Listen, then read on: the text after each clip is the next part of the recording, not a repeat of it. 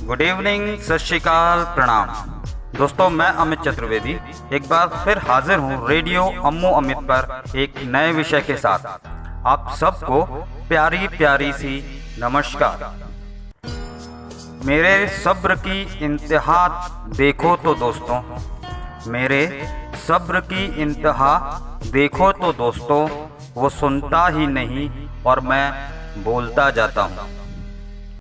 दोस्तों, हमने कई बार और अक्सर अपने घर में बड़े बड़े संत महात्माओं से, विद्वानों से ये कहते सुना है, और कई बार हम भी दूसरों को समझाते हैं कि सब्र रखो, सब ठीक होगा। ज़्यादातर मामलों में ये सच ही होता है कि सब्र का फल मीठा होता है। उदाहरण के तौर पे आपको एक कहानी सुनाता हूँ। एक बार दो भिखारी एक साथ एक घर पर भिक्षा मांगने पहुँच गए। दोनों ने एक साथ आवाज़ लगाई कि भूख लगी है, कुछ खाने को दो। घर का मालिक बाहर निकला और बोला कि थोड़ी देर रुको, देता हूँ। तभी दोनों में से एक भिखारी बोल पड़ा, फिर से बहुत भूख लगी है, जो कुछ भी है कृपया दे दो। घर का मालिक अंदर गया और दो बासी रोटी और अचार लाकर उस भिखारी को दे दी। वो भिखारी वहां से चला गया। अब पहले वाला भिखारी चुपचाप खड़ा था। थोड़ी देर में वो सोचने लगा कि कहीं सब्र करके उसने कोई गलती तो नहीं की। पहले वाले की तरह अगर मैं भी जिद करता तो मुझे भी रोटी मिल जाती। ये सोचकर वो वहां से जाने ही वाला था कि उसने देखा घर का मालिक एक प्लेट में खूब सारे अच्छे व्यंजन रख कर ला रहा है।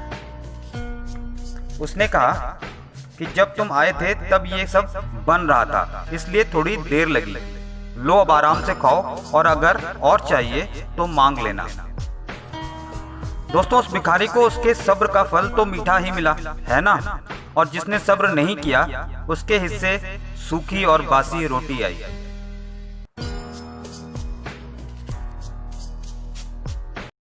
दोस्तों, सब्र कड़वा पर फल इसका मीठा होता है। सब्र कड़वा पर फल इसका मीठा होता है। लोहा आग में तपकर ही फौलाद होता है। एक एक पायदान चढ़ने वाले पूरी सीढ़ी चढ़ जाते हैं। एक एक पायदान चढ़ने वाले पूरी सीढ़ी चढ़ जाते हैं।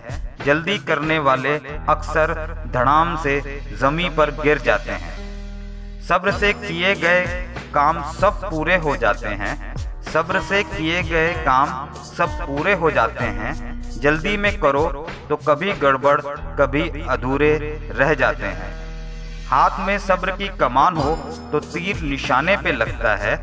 हाथ में सब्र की कमान हो तो तीर निशाने पे लगता है। सब्र से चलने वाला सुरक्षित घर पहुंचता है। दोस्तों, सच ही है, अगर किसान सब्र के साथ फसल के पकने का इंतजार ना करे तो क्या होगा? सब्र ना रखने का हमेशा नुकसान ही होता है। पर सवाल ये है कि कितना सब्र रखा जाए और कब कब सब्र रखा जाए। मान लीजिए कि कोई आपको मारने आ जाए, तो क्या आप पहले मार खा लेंगे, फिर सब्र के साथ सोचेंगे कि अब क्या किया जाए, या तुरंत उससे बचने का उपाय करेंगे? अब चुनौती लाल जी को ही लीजिए।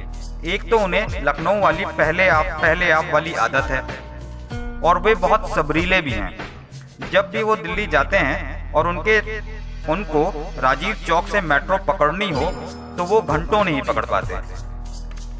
वो तो बेचारे सब्र के साथ कि चलो हम दूसरी मेट्रो से चले जाएंगे, लोगों से पहले आप करते रहते हैं और लोग उन्हें मूर्ख समझकर जाते रहते हैं। तो दोस्तों, मेरा मानना ये है, सब्र करना वहीं जरूरी होता है जहां उसका फल मिलने वाला हो।